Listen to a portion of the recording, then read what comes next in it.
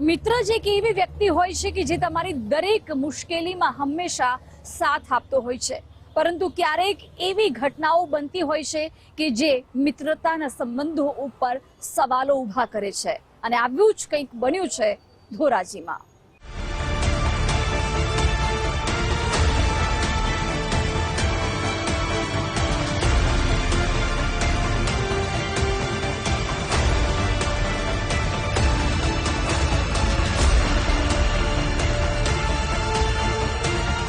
તારીખ 24 જૂન 2025, સ્થળ ધોરાજી।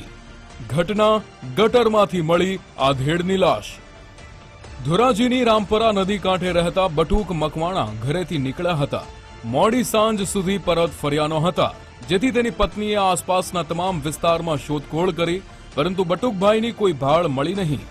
બીજા દિવસે પતિને શોધતા દરમિયાન મહિલાને જાણવા મળ્યું કે પતિ બટુક તેના મિત્ર વિક્રમ સાથે શાક માર્કેટ તરફ જતો જોવા મળ્યો હતો।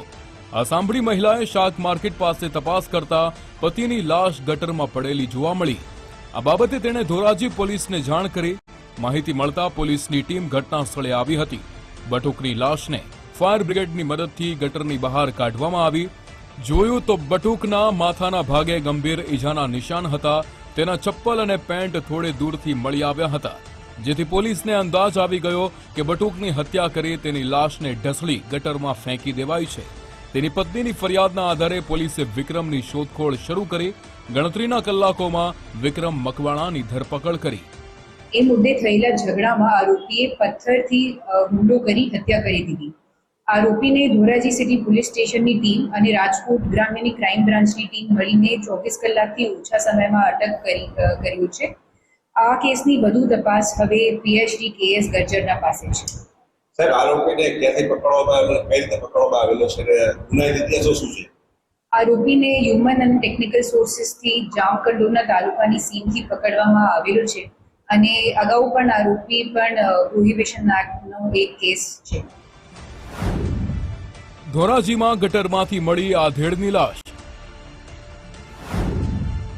મિત્રએ જ આધેડની હત્યા કર્યાનો ખુલાસો। મિત્રતાનું ખૂન કરનાર આરોપી જેલ હવાલે। પોલીસના પ્રાથમિક તપાસમાં બહાર આવ્યું છે કે મૃતક બટુક મજૂરી કામ કરતો હતો।